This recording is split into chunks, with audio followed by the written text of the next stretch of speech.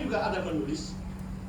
Jadi sebab saya bersyarat, saya bagilah 5 buku. Waktu itu saya ada 5 buku.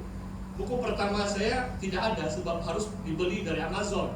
Saya belum tulis yang anak panah. Jadi saya ada 5 buku. Sehari sebelum lawatan persatuan itu yang datang untuk evaluate, menilai sekolah itu, saya dapat satu gambar. Sekarang hati-hati apa yang kita buat. Ada orang saja yang screenshot, send dengan saya. Tiba-tiba buku saya karena susun, hanya satu saya dapat buku saya. Karena susun maksudnya 4 buku itu saya di belakang. Jadi nampaknya orang tidak senang nama saya ada dalam 5 buku yang berbulan-bulan dipaparkan di almari itu. Saudara, hati-hati, iri hati, saudara. Orang yang lebih berhasil, pastor cuma kongsikan pengalaman pribadi saya. Jangan kita cemburu, iri hati atau dengki dengan orang lain. Ini sifat kedagingan manusia yang bersifat daging, bayi dalam Kristus, kata Paulus. Yang kedua, perselisihan. Hati-hati, saudara. Kita hindari, saudara. Kalau saya selaku hamba Tuhan, saya berusaha untuk mencari perdamaian, kesatuan, pelihara. Maksudnya dalam tutur kata kita, dalam apa yang kita masuk dalam grup dan sebagainya, saya boleh terus terang. Kalau di sini, pastor sebahagian ini ahli bagi sidang, kan? Kalau dalam ahli bagi sidang, saya tidak akan tegur secara terbuka, ataupun dalam grup mana-mana. Kalau saya pikir dia salah pun, saya akan jumpa dia 4 mata, pribadi. Saya tidak akan menulis sesuatu yang buat orang sangka ada perselisihan. Saya dengan pemimpin, apalagi penetua atau pengurus, saya hormati mereka, jaga itu kesatuan pimpinan dan seluruh jemaat. Maksudnya ada caranya, ada kaedahnya kita berkomunikasi. Yang sangat penting adalah kita jumpa, bawa aja kopi-kopi, tegur dia dalam kasih, supaya tidak terjadi perselisihan dan tergugat kesatuan dalam gereja. Saudara, 2 perkara ini yang Paulus sentuh, bukan pastor yang menyebut. Ini firman Tuhan, saudara. Saya cuma terapkannya dalam kehidupan kita berjemaat dalam konteks semasa. Saudara, ayat 4, jika seorang berkata, aku dari golongan Paulus, yang lain berkata, aku dari golongan Apolos, bukankah hal itu menunjukkan bahwa kamu manusia sakikos yang bukan rohani? Wah, Paulus macam keras juga teguran dia. Mungkin 4 kali sudah dia tegur itu jemaat Korintus. Kamu masih bersifat daging. Ada yang berbuat kepada Paulus, ada yang masih memihak kepada Apolos. Sama juga dalam bab yang pertama, ada berita dari Chloe sampai ke tempat Rasul Paulus, ada perselisihan, perpecahan di jemaat Korintus karena mereka berkuah-kuah.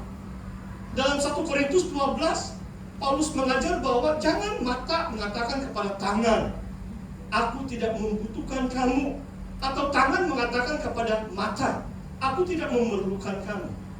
Saudara dan saya adalah anggota dalam tubuh Kristus. Kita saling memerlukan, saling memperlengkapi. Masing-masing ada karunia atau panggilan kita yang berbeda-beda, yang Roh Kudus berikan untuk membangun sesama, membangun tubuh Kristus. Pada akhir ayat 9, kita adalah ladang Tuhan, bangunan Tuhan. Paulus dan Apolos adalah rakan sekerja Allah, sedang bekerja di ladang Tuhan, sedang membangun rumah Tuhan, bangunan Tuhan. Luar biasa. Saudara, kalau kita manusia rohani, janganlah kita megahkan manusia. Jangan kita katakan, sebab pastor juga kongsikan, sebab ini tahun pemilihan, persidangan agung pemilihan. Kadang-kadang ada beberapa calon lah kan, setiap jawatan ada calon. Ini proses yang sangat baik, saudara. Diperuntukkan dalam perlembagaan sidang uji formil. Setiap ujung tahun yang ketiga ada pembubaran, ada pemilihan. Kan? Yang layak dicalonkanlah itu kan. Hanya satu orang pemenang kan. Saudara paham maksud saya kan? Satu orang yang menang jadi presiden. Yang tanding timbalan satu orang saja yang jadi timbalan. Yang tanding setio satu orang saja kan? Jadi kita terima yang Tuhan sudah pilih, yang perwakilan sudah undi, itulah terbaik untuk gereja kita selama 3 tahun mendatang ini. Yang kalah jangan merajuk, jangan membenci. Tapi yang menang jangan menindas orang, jangan menyingkirkan orang. Boleh membawa perpecahan kalau sistem pemilihan kita tidak kita pelihara dengan tulus dan ikhlas. Saudara, kita bersifat manusia daging, manusia suki kos, lebih kepada emosi semata-mata. Kalau kita masih ada iri hati atau perselisihan satu dengan yang lain. Saudara, saya baca ayat yang kelima. Jadi apakah Apolos? Apakah Paulus? Pelayan-pelayan Tuhan yang olehnya kamu menjadi percaya. Masing-masing menurut jalan yang diberikan Tuhan kepadanya. Ayat 5. Kamu tidak tayang kanan, jadi kamu baca dalam handphone kamu. Boleh kan? Jangan nanti kamu terlalu bergantung dengan LCD. Boleh bahkan, senang dipahami juga. Saya baca di ayat 5, ada sudah itu. Apakah itu Apolos? Apakah Paulus? Pelayan-pelayan Tuhan yang olehnya kamu menjadi percaya. Masing-masing menurut jalan yang diberikan Tuhan kepadanya. Kalimat yang kedua pun sangat menarik, saudara. Kita boleh tafsir ayat mengatakan, cara kita mengenal Tuhan pun ada jalan-jalan yang Tuhan tentukan bagi kita. Ada yang menerima Yesus karena teman kamu bersaksi. Ada yang terima Yesus karena teman kamu bawa kamu di gereja. Kamu dengar khotbah tentang Yesus, wah hati kamu jadi percaya. Pastor kamu lain. Jadi orang injil dengan saya di bilik kamar jam 11 malam 23 April tahun 82. Saya rasa satu penglihatan. Saya melihat Kristus secara jelas. Tuhan menampakkan diri di kamar saya. Tiada orang menginjil dengan saya. Dan dia mengatakan suara itu begitu jelas. I am alive. I have died for your sins. Separuh saja wajah itu putih berkilau.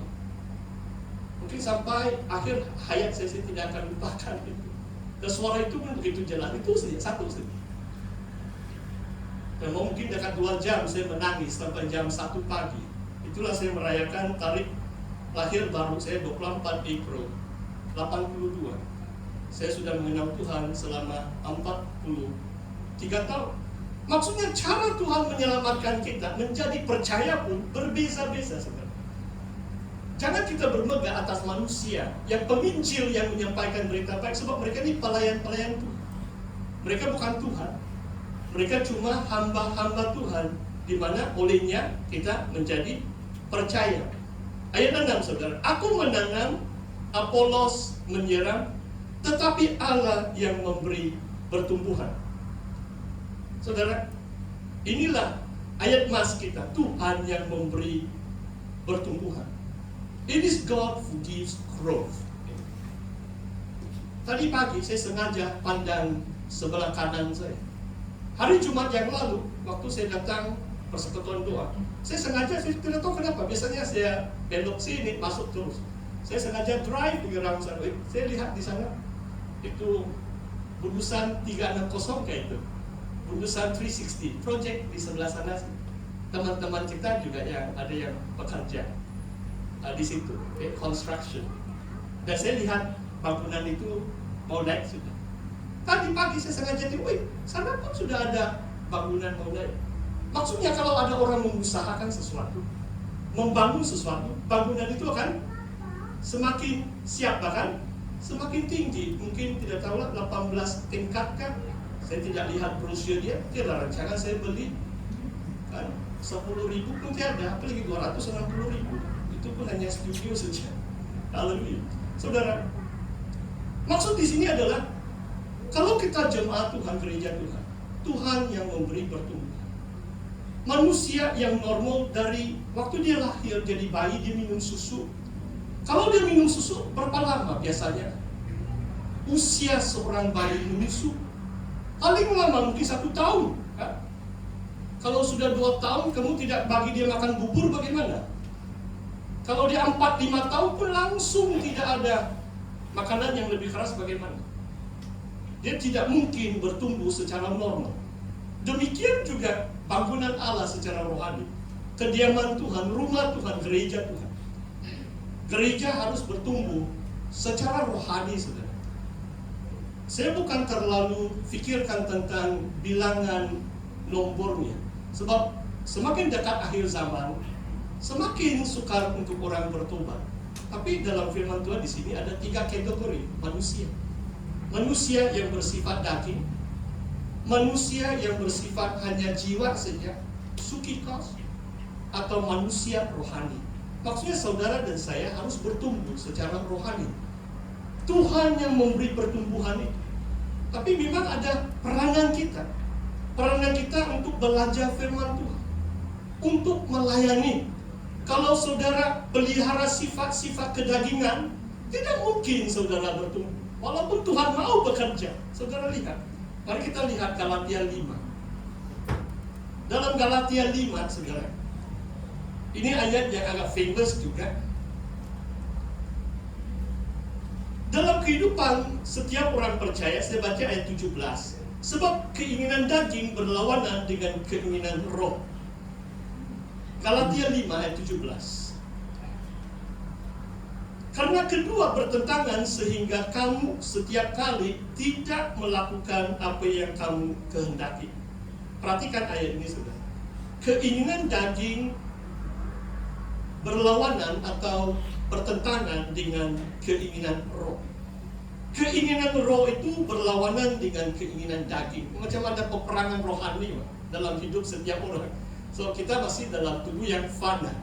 Walaupun daging itu harus disalibkan dengan Kristus, karena masih lagi ditipu. Okay?